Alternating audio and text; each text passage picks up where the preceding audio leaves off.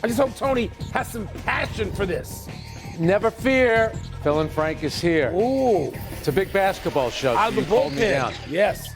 Call in the right-hander. You're right-hander. Yes. That's what I thought. Always good to have you here. But I can go left. Particularly on basketball Thursday. You're OKC Thunder, boy. They look good. You were touting them back in October. You were right. Look at him nodding his head. Still tout? Yes, I was right. Welcome to PTI. Tony has the day off, so I'm lucky to be joined by our great friend, Mr. Frank Isola. They should be clapping for you. You were right. It's a good Thursday welcome. We begin today with trepidation for number one ranked Duke. Cooper Flagg fell to the floor with a left ankle injury late in the first half against Georgia Tech and was wheeled into the locker room. After some tense moments, he returned to watch the second half with x-rays negative and a diagnosis of a sprained ankle. Duke battled back, beat Georgia Tech without him. Frank, your reaction to what you saw, and tell us what you think Flagg and the Blue Devils should do now. Yeah, I'd be surprised if we see him again in the ACC tournament. I think the big thing will be obviously the NCAA tournament, likely a number one seed, probably in Raleigh. That doesn't start till next Friday. If he misses round one, then you're talking about round two Sunday. So I think he'll be okay. You know, he's a Celtic fan, so he was in the Paul Pierce Memorial wheelchair, which is probably the proper way to transport a guy that's got an ankle injury. The fact that he came back, there wasn't ice on it, that's a good sign. But nerves. Exactly. But I couldn't help but think, you know, Duke has kind of been down this road before with these heralded freshmen. You know, Kyrie Irving only played 11 games as a freshman, had a toe injury, came back for the tournament. He only played 11 games that year. They made it to the Sweet 16 before losing. Then Zion, who had the incredible freshman year, had the knee injury. That was the game that Barack Obama showed up at against Carolina when he blew out his shoe. They made it to the Elite Eight, and they didn't win. So we'll see how this works now for Cooper Flagg. I don't think he's going to be 100% for the rest of the tournament, NCAA tournament. He might be at this age. What is he? He just turned 18. Yeah, he's young. He might be, but we agree completely, Frank. You're not putting him back out there in the ACC tournament. No. This isn't 1984 when there's a single, bid coming from the conference, and you're so nervous. Even later than that, even into the 90s, coaches and programs put so much into the conference tournament and trying to win it. Those days are long over. So with Cooper Flagg, this becomes about a couple of things. One, how far can Duke get? Because it's like you said, they've had these star-crossed sessions with freshmen before. And the other thing is, to be fair, if you're Cooper Flagg, you got a lot riding. That's right. You're the heavily presumed top pick in the upcoming draft. What do you feel comfortable with? We see football players now not want to play in bowl games, not want to play in playoff games because they're worried about what might be coming in their draft stock. His draft stock, Cooper Flagg, ain't going to change if he was to tweak that ankle and make it a little worse, would it? Yeah. Now, I think, and you know this, these players, they're so competitive. You don't get to be, the top freshman in the country if you don't have, this is a kid who skipped high school. He reclassified. He should be a high school senior this year. When he showed up in Vegas to play against the U.S. Olympic team in training, he was so good against them because that's in his nature. So you tell me, you think he's going to come back? I think he's going to have to be talked into not playing. 100% right. And that's the kid you want. And by the way, if you're scouting and everybody's scouting and you got the number one pick, that's what you want to see. Yeah. You want to see a kid who says, no, I got to go in, and you got to have a coach who says, no, you don't. Yeah. That's why I was always thinking about the Luka trade. All these teams that are tanking in the NBA, they're all doing it so they hope they can get Cooper Flagg, who one day might be as good as Luka Doncic. No matter what happens, Cooper Flagg's going to be number one overall. Terrific. All right, let's move to the Thunder beating the champs in Boston last night. Mike's guy, Shai Gilgeous-Alexander, had 34 points, 7 assists, and 5 rebounds to help the top team in the Western Conference to a 6-point win. And the Thunder did it without second leading scorer, Jalen Williams, who's nursing a hip strain. Meanwhile, the Celtics, how about this? They shot 20 for 63 from three and just 5 of 27 in the second half. So, Mike, I think I might know this. What did this result say to you? Well, it was a couple of things. I mean, the Celtics can be hard-headed because they're winning the championship ring. They're the defending champs. I still wonder about the strategy of just having more threes historically night after night after night. They do this. Yeah. This is what they want to do. It didn't work last night. But in not working last night specifically, I just want to mention some guys on the Oklahoma City thing. Every win for them to a national audience unfamiliar with them is like, oh my God, did you know how good they are? And so they are just becoming familiar with names. They know Chet Holmgren a little bit from college. Yeah. They know Lou Dort maybe a tiny bit and from Olympic play, but Kason Wallace, Isaiah Joe, Aaron Wiggins, even Hartenstein, who they're used to seeing in the Knicks uniform from last year. They're deep, they're talented, they're tough. They defend. Yeah. They don't care if it's Jason Tatum and Jaylen Brown and all these Celtics who can put up 40, which every Celtic can do that. They're going to defend you. They're the number one defensive team in the league. They force turnovers. They convert turnovers. And Frank, I think we're going to have to get deep into the playoffs before people get accustomed to the idea of Oklahoma City being perhaps great. Yeah, well, get used to it because we're going to see a lot of Oklahoma City over the next 4 or 5 years with this team that they have. You know, you mentioned the playoffs. When it starts, for me, no team is going to have more pressure on them because it's going to be the second straight year they come in as the top seed in the Western Conference. Last year, they got knocked out by Luka and Kyrie Irving in the second round. As far as last night, that's the second time they've beaten the Celtics. They beat the Celtics all the time, in fact. And Mark Daigneault, who does a terrific job as coach, and that defensively, they're terrific. They wanted the Celtics to shoot threes. So if you went up to Joe Mazzulla today and said, Joe, you guys shoot too many threes, get ready, he's going to bite your head off. Yes. But last night, they got suckered into it by Oklahoma City. And you mentioned a couple of guys. Kason Wallace, he's like a strong safety. He is incredible out there. Dort he can guard anybody. Guard people. And they can a lot of people. Multiple positions. Yeah. I was at a game 2 weeks ago in Brooklyn. They gave up 76 points in the first half. They looked disinterested. And then they said midway through the third quarter, that's it. All right, we're going to play. And by the way, how about their fourth quarter runs when they have these 14-0s, 18-0s, I saw them go on an 18-0 run with Shea on the bench. They do this all the time. And Shea is out there. So this is also basically a little love note to Michael Malone. We went into Boston and we beat the champs. Now, you can give me numbers all you want. Well, the numbers are pretty good. The numbers are great, but they don't always accurately measure impact. And by the way, Joker has great impact as well, but Shea Gilgeous-Alexander, and here's the other thing, Frank, and I don't know if you agree with me on this. You know when you're playing with a great player. You know how the teams surge when all of a sudden they feel that a third-year LeBron or a third or fourth-year LeBron is great, or a third or fourth-year Michael Jordan. I know Shea's further along than that, but those players I just named, in addition to Jalen Williams, who's an all-star, they know their teammate is the best guy on the court. And they're playing like it. Couple of things. Chet Holmgren was not available last year for the playoffs, and by adding Isaiah Hartenstein, that they needed size. They were getting killed on the glass, so now they could rebound. But you also make it sound like you and I both have MVP votes. It sounds like you've already made up your mind. Nope, I haven't. But I know who's leading. All right. I know who's leading on my MVP ballot. I heard Tony was making a very good case. He makes a great case. He makes that fine. As did Michael Malone. Case for Donovan Mitchell. The most dramatic finish in the NBA last night came in Portland. Blazers, they're up 2 with 3.4 seconds left when Mikal Bridges inbounded to Josh Hart, immediately got it back and hit a 3 at the buzzer to win the game. Bang! But let's get a closer look at this. It looks like Bridges travels before he puts the ball on the floor. What, 3-4 steps, Frank? Should the shot have counted?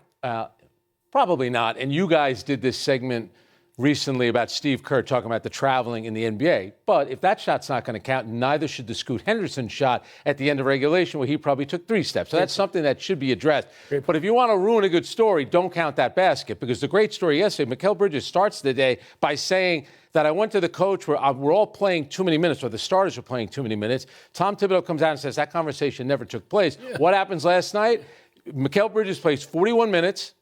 Because the game goes into overtime, he ends up hitting the game-winning shot. The Knicks are now 2-1 since Brunson left the team with the ankle injury. Listen, this goes back 20 years with Tibbs. And that is going to be a storyline until one of his teams, one of his best teams, gets through the playoffs with lineup intact. Okay. All right? And playing as well as they can play, and they either win it or they get beat playing as well as they can play. You and I have had a million conversations with Joakim Noah and others about Tibbs. Guys who loved playing for Tibbs, guys who wanted the minutes, guys who then started to wonder as they went on in their careers, maybe this isn't the right way to go. There's always a thumbs up or thumbs down on whether Tibbs is playing people 20 minutes. This conversation is ongoing. What player, Mike, you've covered the NBA for a long time, and you're in Chicago for a long time, so I'll bring up Michael Jordan's name since you're around there for a lot of it. Michael Jordan ever come out and say, I want to play less minutes? Name me the player in NBA history. Will Chamberlain? No, Chamberlain never.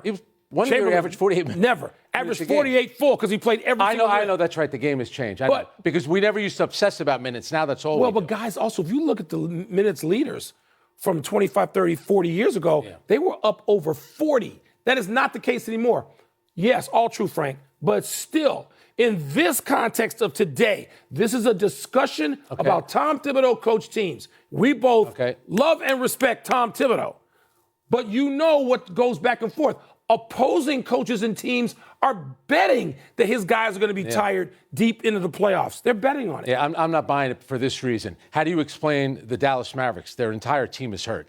The Sixers right now, all their main guys are hurt. And if minutes is the key, how would you explain Zion Williamson, Kawhi Leonard, Joel Embiid? Those guys hurt without minutes. Never play, and they're always hurt. So if you're saying playing minutes is what leads to injury, I'm not, you can't. But you know the conversation in Even the league. Kyrie said don't go down that road because everyone was trying to kill Jason Kidd. Yeah. He stepped on Jonas Valanciunas' I love foot, that Kyrie turned his ankle. said that, even though his minutes were up slightly, and they needed to be. But they're not historically up. Nobody on the Knicks is playing historic minutes. Guess who plays almost as many minutes a night as Mikal Bridges? 36-year-old Kevin Durant, who has had an Achilles injury in his career. He's had a foot surgery, had that Jones fracture. He's out there playing. He wants to. And Mikal Bridges wants to play. That's why the Knicks traded for him, because he plays all the time. Every game in his whole career. That's Never right. missed a game. He's Cal Ripken. Let's take a break. Coming up, Arkansas, Ole Miss go down to the wire. And Rutgers landed 2 of the top 3 recruits. So why weren't they better? You weren't, past tense. Because they're done. Not why aren't they better, why weren't they better? Man.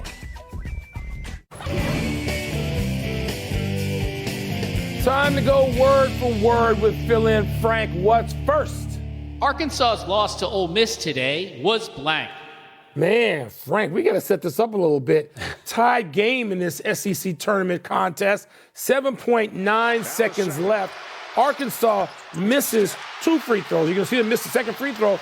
Ole Miss's Sean Padula winds up with the ball on a pull-up. Bang! Obviously, they can beat you on a 2-point shot, but it gives you a chance to kind of set up your defense. You're missing that second one. It's a scramble situation. Ole Miss comes down and hits the shot. John Calipari's done a good job in his first year at Arkansas. Yes. I always wonder, though, when you get to this time of year before the tournament, would you rather have that extra practice time? And maybe your team comes in with a little bit of an edge when you get knocked out of your own tournament. Or I'm not talking about rest. I'm talking about just getting enough practice time before what really matters in the NCAA tournament. You could have a week. You could have more than a week remaining between getting knocked out. That's a lot. That's like in college football when somebody goes a month and people don't seem to acknowledge the fact that you're almost a different team when you go to the bowl game and you haven't played in 27 days or whatever it is. We just saw that in the playoffs. So I wonder about that. I don't think you want to be knocked out this long, but they're both going. Don't you think they have to go? Did that shot remind you a little bit, Gordon Hayward against Duke? Gordon Hayward does. Half-court shot that this close. Just a little bit. This close. What's next? Rutgers' season has been blank. Okay, we go to Rutgers because they lost in double overtime to Southern Cal last night in the Big Ten tournament. I'm still getting used to saying that for both these teams on coastal situations. And their season, it's over at 15-17, even though in Dylan Harper and Ace Bailey, Rutgers has, what we're told, you and I both listen to guys talking about this, scouts say, 2 of the top 5 players in the upcoming draft. To me, my word is a mystery. Because if you have 2 players that good, high school, college, in the NBA until recently, you're going to go a ways, and particularly in college. So it's a mystery to me that these 2 kids are really good, really put up numbers, and yet Rutgers, season over. Yeah, my word is failure. Ooh, you're going stronger. And for Tony Soprano University, where my tax dollars go to, I expect something better when you have the 2 of the top recruits in the country. You know what? They played well this year. Even last night, Dylan Harper finished with 27 points, 8 rebounds, 8 assists. Ace Bailey, 17 points, 7 rebounds. So earlier this season, I went to a game, that traditional rivalry between UCLA and Rutgers, a Big Ten game down in Piscataway. And they played really well that night. They actually won the game. UCLA was in a bit of a tailspin. And Dylan Harper is a tremendous player. Ron Harper. He can get to the basket at will. But come on now. When you have two players like that, and I think about Ben Simmons, his freshman year at LSU. That's just one guy. That's one guy. They didn't make the tournament. They declined to go to the NIT. But it's just one player. I don't know. Two in the tournament, by the way. Not often did you see two players go in the top 5. I know. Kentucky, by the way, has done it a couple of times. One with Anthony Davis and Michael Kidd-Gilchrist. One with Boogie Cousins and John Wall in reverse. John Wall was number 1. Boogie Cousins, I guess, 5th. Yeah. Still. Can I give you my favorite Big Ten? They won 15 and 17. Can I give you my favorite Big Ten game of the year? What? UCLA USC women Big Ten championship in Indianapolis. Yeah. Why was that the second game? That's where that game belongs. Why was that the middle game? That is the final word. We're going to take one last break, but still to come, the Steelers sign a quarterback? But is it the one just sort of hogging all the headlines? I guess not. And as Mac Jones, remember him, as he finally found a team where he can thrive. Good pull on Kentucky. That was good. By the way, I'm told now, Oladipo and Cody Zeller from IU. Wow. How about that? That's even a better pull. Now, that's a great pull. I'd never... People, happy 37th birthday tomorrow to Stephen Curry. Steph got an early birthday gift with the trade for Jimmy Butler. The Warriors are 12-1 with buckets in the lineup. And Curry's been averaging nearly 30 a game in that span, an increase of more than 5 per game. With 2 3-pointers tonight, Curry will be the first NBA player to 4,000 threes, and he could also end up being the first player to 5,000. He told the radio station 95.7 The Game yesterday he'd like to outplay his contract with ends in 2 seasons.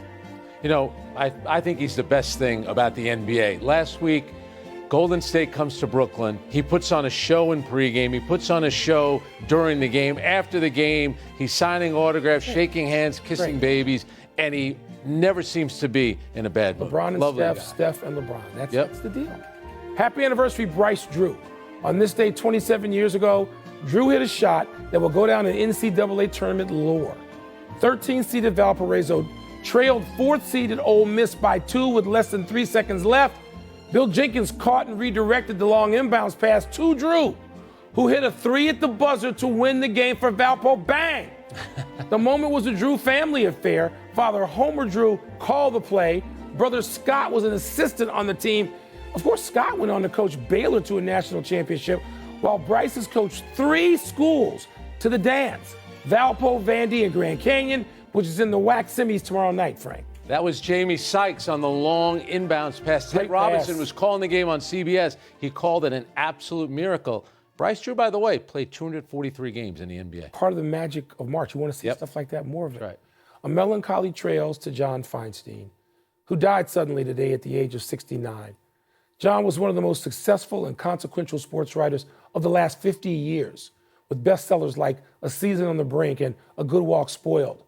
He was also a columnist at the Washington Post, where Tony and I were colleagues along with him for decades. He was a summer intern immediately before me.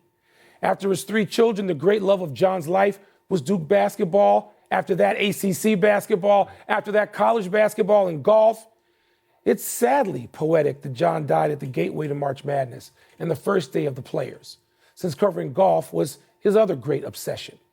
He was a complicated man, brimming with opinions, and anyone who knew John held an opinion about him. You know, going to school here at Maryland, loved college basketball. So Michael Wilbon is covering Georgetown. Sally Jenkins is covering Maryland. I got John Feinstein constantly writing about college basketball, and I loved Season on the Brink. What an unbelievable book about Bobby Knight. People should pick it up and read it. I've known John since I was 20. I was an intern the summer after he was an intern. And so my life was very much directed by my relationships with John Feinstein and Anthony Kornheiser. Yeah. And so you look at that all these years later, and it's hard to put into, and we just get this word about John suddenly passing away this morning. And the coaches, everybody's calling each other in the industry to tell stories about John. And again, they're complicated, because he could be the most charming guy in the room and the guy you wanted to throw out the room, but he was always a compelling figure. We are running out of show. Could talk about John forever. Let's go to the big finish. Russell Wilson left the Browns facility without a deal, headed for a visit with the Giants tomorrow. What does that mean, Frank? You know, he met with the Giants last year, didn't sign. I think he's going to end up on the Giants this year. Ooh. Mac Jones joined the Niners. He wanted to play for Kyle Shanahan. Does that make sense? Yeah, and I keep thinking maybe he'll play more than he thinks he'll play. Yeah. Paul George is meeting with doctors this weekend to figure out the best route his future can take regarding growing and knee injuries. You want to shut him down? Because I do. Absolutely. Embiid's already shut down. Paul And you need, if you fall out of the top 6, that pick goes to your OKC Thunder. That's right. Rafael Devers says he's open to leaving third base and DHing for the Red Sox. You surprised by that? No. This is the way he had to go. Last one, NWSL season kicks off Friday. Who the favorites, Frank? I'm going to say Washington with the great Trinity Rodman, Yeah. but I have to say Gotham FC. That's in my neighborhood. They won't let you back in. Boston's got a team coming in next year. The league is growing. The Red Sox going to own that too? We're out of time. Thanks for watching. I'm Frank Isola. I'm Mike Wilbon. We are off until Monday, Knuckleheads. You can get the PTI podcast on the ESPN app or Apple Podcasts. And now, okay, Frank, who had the more impressive win last night, the Thunder or the T-Wolves? All right, so OKC, they win last night without Jalen Williams. That's on the road against the defending champs. Huge. And when they beat them in January, they didn't have Chet Holmgren. So I Huge. get all that. And they're a great defensive Huge. team. But I'm going to throw a little curveball for you here. Okay. Because Minnesota has won 6 in a row. And Julius Randle, everyone in Minnesota has been waiting and saying, why did we ever make this trade with Karl Here's Anthony why. Towns? This is why. They've now won their last 11 games with Julius Randle. And the thing to remember, it's interesting. They've won all 3 games against Denver this year. And I keep thinking Denver's the team that might surprise you come playoff time. But Minnesota's beaten them 5 straight times. And that includes 6 and 7 in the playoffs. And what I love about Chris Finch, their head coach, he complimented Rudy Gobert on the great job he did shutting down Nikola Jokic, who only had 34 points and 8 rebounds. But Jokic did admit after the game, this team kind of has our number. Minnesota right now is peaking at the right time. They were in the conference finals last year. When Your Minnesota, OKC Thunder got to get out of the second round. When Minnesota has Gobert, Randall, and Conley, I think they're as good as anybody in the West in a playoff series. Yeah. We saw them beat the champs once removed last year. Now, the current champs, of course, is still the most impressive win is still going in without your second All-Star, without Jalen Williams, going into Boston and winning that game, particularly with the talk out there that people look at OKC and don't really know whether they measure up to what is considered championship basketball as we enter the playoffs. Frank, I know a young team is more likely to have its hearts crushed than win, sort of in a second year of trying to flower. But OKC is so impressive defensively and what SGA does, and he's the MVP. Narrowly, maybe, over Joker. On my ballot, Michael Malone, it's SGA because his team wins these games. And in the fourth quarter, he takes these games over. And he might be the best mid-range player in the NBA since... All right. And he draws a lot of fouls, too. Okay. But I'm not going to say that word. I didn't say it yet out loud. Let me ask you this. Brass tacks. Minnesota, Oklahoma City in the playoffs. With all that experience. I'd like to see it. All that experience. I don't know who the betting favorite would be. 2 small markets. What would the league do about that? That's it. The Lakers will get in there somehow. We're done. Back to you.